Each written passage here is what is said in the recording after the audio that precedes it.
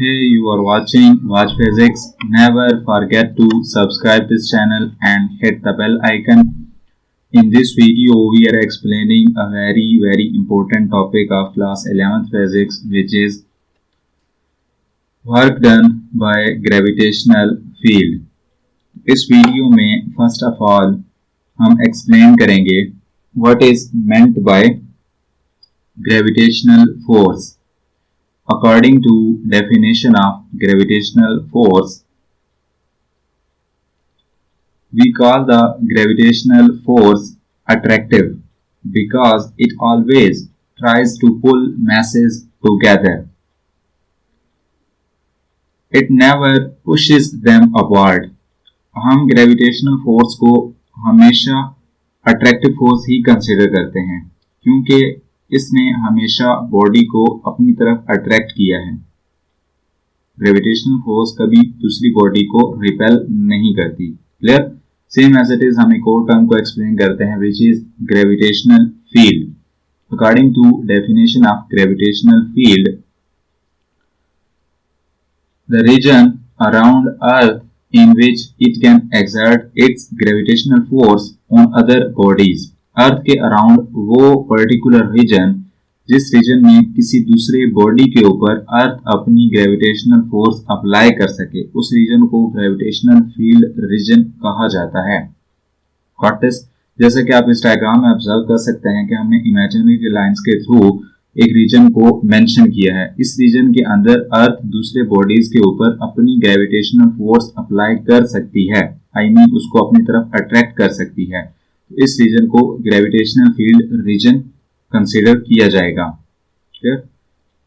Motion upward work done is negative. इसका क्या मतलब है कि सपोज करें कि आपने सरफेस ऑफ अर्थ पे खड़े होकर किसी बॉल को ऊपर की तरफ थ्रो किया है।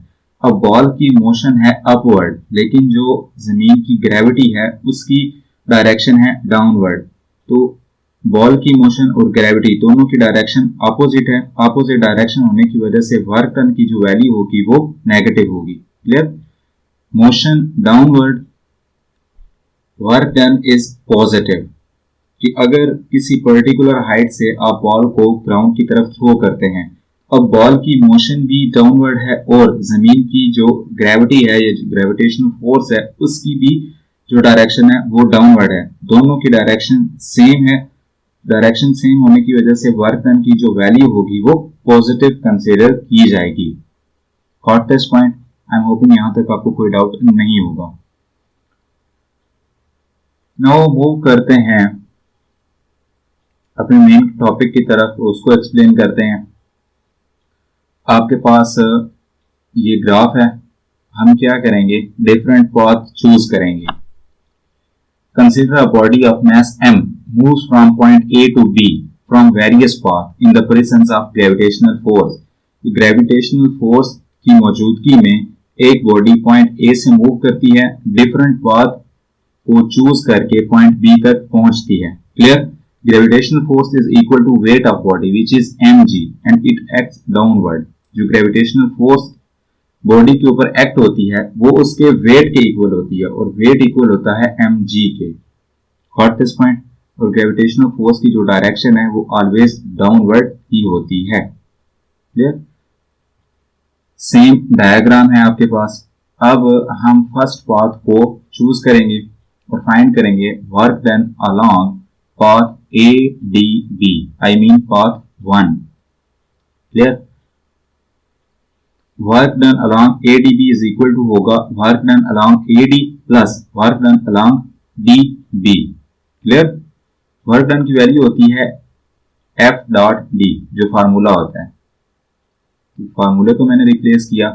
अब आप इसमें ऑब्जर्व कर सकते हैं कि फोर्स की जगह पे मैंने mg को रिप्लेस किया है। क्यों रिप्लेस किया है? क्योंकि हमने पढ़ा है थ्योरेटिकल वर्क में कि जो ग्रेविटेशनल फोर्स है बॉडी के ऊपर अप्लाई होती है, बॉडी के वेट के इक्वल अप्लाई होती है और बॉडी का वेट इक्वल होता है mg के। इस वजह से फोर्स को मैंने mg के इक्वल लिखा। क्लियर? अब यहाँ पे मैंने एंगल कैसे राइट किया है, cos 90, वो एक्सप्लेन करते हैं। AD के अलोंग जो पाथ मूव करता है वो फॉरवर्ड डायरेक्शन में है। क्लियर? और जो ग्रेविटेशनल फोर्स की डायरेक्शन है वो डाउनवर्ड है। तो आप ऑब्जर्व कर सकते हैं कि दोनों के दरमियान एंगल 90 का क्रिएट होता है, इस वजह से यहाँ पे cos 90 राइट किया। क्लियर। सेकंड में मैंने cos 180 एंगल कैसे राइट किया, अब डी बी के अलांग जो होगा पाथ वो बॉडी ऊपर की तरफ जा रही है और ग्रेविटेशनल फोर्स नीचे की तरफ है, तो दोनों के दरमियान 180 का एंगल क्रिएट हुआ, तो इस वजह से यहाँ पे मैंने cos 180 राइट किया। क्लियर। तो अब आप सिंप्लीफाई करेंगे तो फर्स्ट टर्म जो आपके पास होगी होल, ये आपके पास जीरो हो जाएगी। क्यों? क्योंकि cos 90 इक्वल होता है जीरो के, तो जीरो मल्टीप्लाई होगा mg और kd के साथ, वो जीरो इक्वल हो जाएगा। और सेकंड आपके पास db जो है वो मैंने एज कंसीडर किया हुआ है, तो वो वैल्यू मैंने एज राइट की। तो फाइनल रिजल्ट आपके पास बनेगा work done along ADB is equal to minus mgh। Clear. Same diagram है आपके पास, और अब हम सेकंड पाथ को चूज करेंगे और फाइंड करेंगे work done along path ACB। Clear. Second path को work done along ACB equal होगा work done along AC plus work done along CB। Got this point.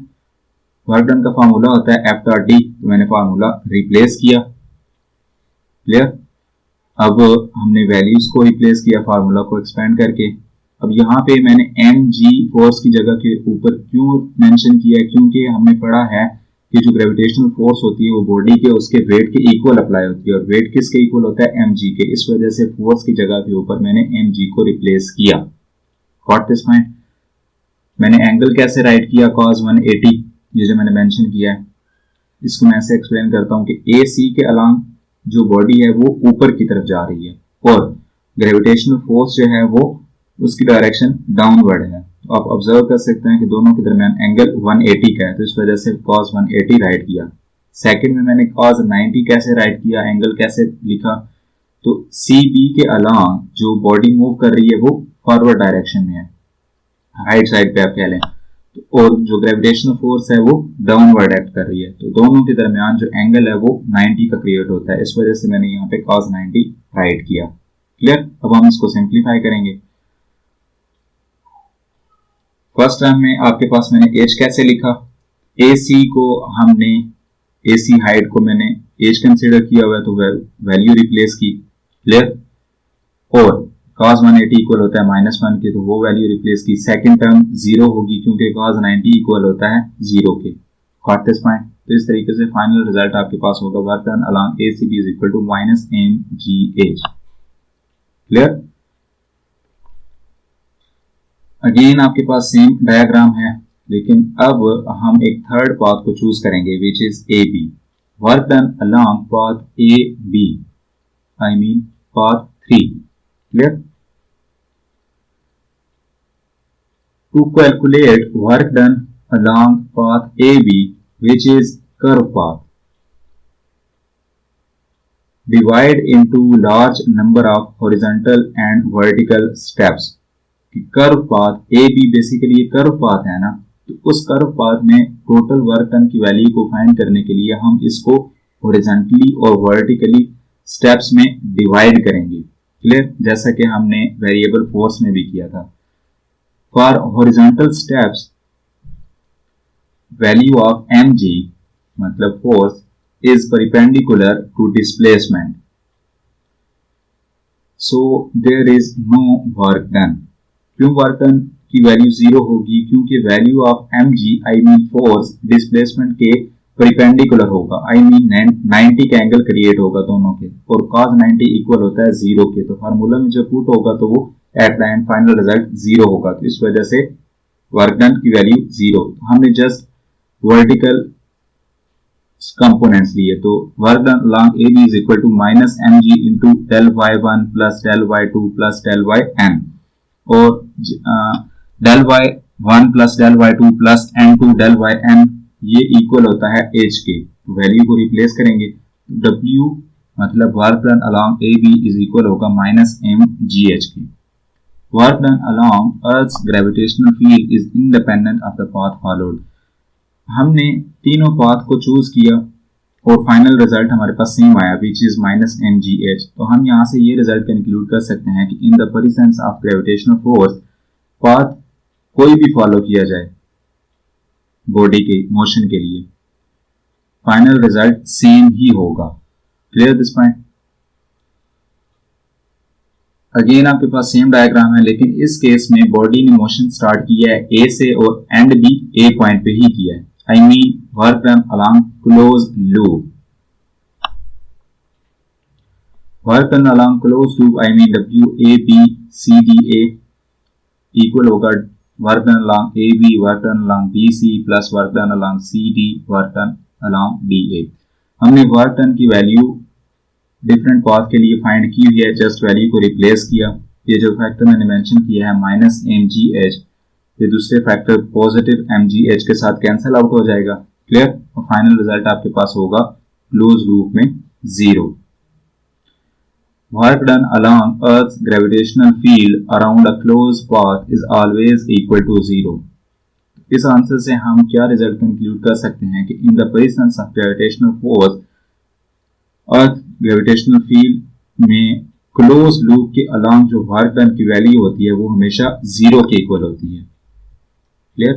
I am hoping इस lecture के related आपका कोई doubt नहीं होगा। अगर किसी टाइप का कोई डाउट है तो आप कमेंट कर सकते हैं। इस चैनल को सब्सक्राइब करें, बेल आइकन को हिट करें। अपना ख्याल रखें। अल्लाह हाफिज।